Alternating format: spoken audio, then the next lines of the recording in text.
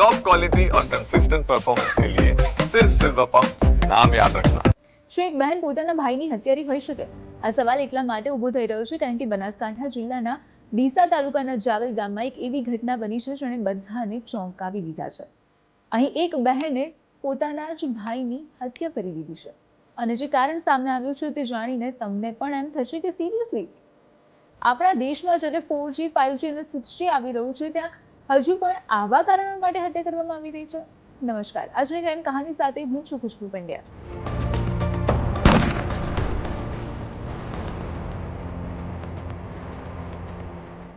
સમાજમાં ભાઈ અને બહેનનો સંબંધ ખૂબ જ પવિત્ર માનવામાં આવે છે અને એક બહેન હંમેશા પોતાના ભાઈની રક્ષા માટે પ્રાર્થના કરતી હોય છે અને એના માટે પોતાનો જીવ પણ આપી દેવા તૈયાર હોય છે. પણ અહીંયા પરિસ્થિતિ અલગ જ છે અને એટલે જ આ ઘટનાએ ઘણા બધા પ્રશ્નો ઊભા કર્યા છે કે શું લોહીના સંબંધો પણ આટલા નબળા હોઈ શકે છે? શું પ્રેમમાં માણસ આટલો આંધળો થઈ શકે છે કે તે પોતાના સૌથી નજીકના વ્યક્તિને પણ મારી શકે? કેમ કે અહીંયા સામાજિક રીતિ રિવાજોના નામે ખૂન કરવામાં આવ્યું છે. આ કહાની છે ગણેશભાઈ અને તેમની પિતરાઈ બહેન મંજુની. જી હા, ગણેશભાઈ પટેલ અને મંજુ પિતરાઈ ભાઈ બહેન હતા. બંને વચ્ચે લોહીનો સંબંધ હતો. ગણેશ અને મંજુ નાનપણથી જ સાથે મોટા થયા હતા. બંને વચ્ચે ખૂબ જ ગાઢ સંબંધ હતો. ગણેશ હંમેશા મંજુનું ધ્યાન રાખતો હતો અને મંજુ પણ ગણેશને ખૂબ જ માન આપતી હતી. પણ કોને ખબર હતી કે સમય જતાં આ સંબંધ એટલો બધો બદલાઈ જશે કેમ કે ગણેશભાઈના લગ્ન થવાના હતા અને આ લગ્ન સાટાપેટામાં થવાના હતા. જેને આ ખ્યાલ ન હોય કે સાટા પદ્ધતિ, એને જણાવી દઉં કે આ સાટા પદ્ધતિ એટલે એક પરિવારની દીકરી કે દીકરાના લગ્ન બીજા પરિવારના દીકરા કે દીકરી સાથે થાય અને એ જ રીતે બીજા પરિવારની દીકરી કે દીકરાના લગ્ન પહેલા પરિવારના દીકરા કે દીકરી સાથે થાય. આ પદ્ધતિમાં બંને પરિવારોના યુવક યુવતીઓના લગ્ન એકબીજા સાથે નક્કી કરવામાં આવે છે અને એવું જ ગણેશ અને મંજુ સાથે થવાનું હતું. ફરક માત્ર એટલો હતો કે મંજુ આ લગ્નથી જરાય ખુશ નહોતી કેમ કે તે સહદેવ નામના એક યુવકને પ્રેમ કરતી હતી. મંજુના સાટાપેટે લગ્ન કરવામાં કોઈ જ રસ નહોતો. તે સહદેવને ચાહતી હતી અને તેની સાથે જ પોતાનું જીવન વિતાવવા માંગતી હતી. પણ સાટા પદ્ધતિના કારણે તે આ સંબંધમાં બંધાયેલી હતી અને આ જ બન્યું ગણેશના મોતનું કારણ. કેમ કે મંજુએ આ પરિસ્થિતિમાંથી બહાર નીકળવાનો એક ભયાનક રસ્તો શોધ્યો. તેણે પોતાના પ્રેમી સહદેવ અને તેના મિત્ર ભરત સાથે મળીને ગણેશભાઈને મારવાનો પ્લાન બનાવી દીધો. તેમનો પ્લાન હતો કે જો ગણેશભાઈ જ મરી જશે તો તેમના પત્ની તેમના પિયર ચાલી જશે અને મંજુના લગ્ન પણ રદ થઈ જશે. એટલે કે મંજુએ પોતાના પ્રેમ માટે પોતાના જ ભાઈને મારવાનું નક્કી કરી લીધું હતું.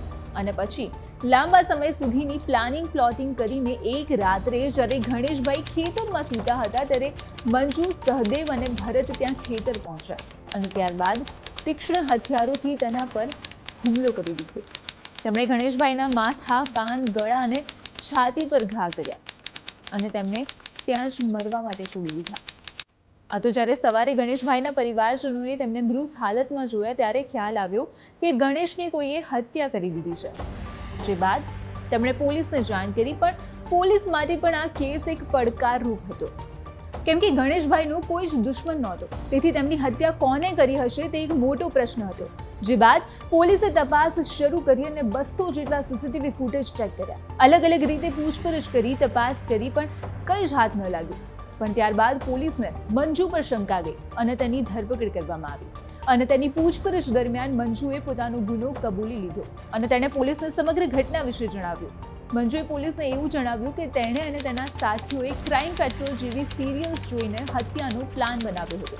તેઓ 15 દિવસ સુધી એકબીજા સાથે વોટ્સએપ કોલ પર વાત કરતા હતા અને તેમણે પોતાના ફોન પણ બંધ કરી દીધા હતા જેથી કરીને તેમના વિરુદ્ધ કોઈ સબૂત ન મળે.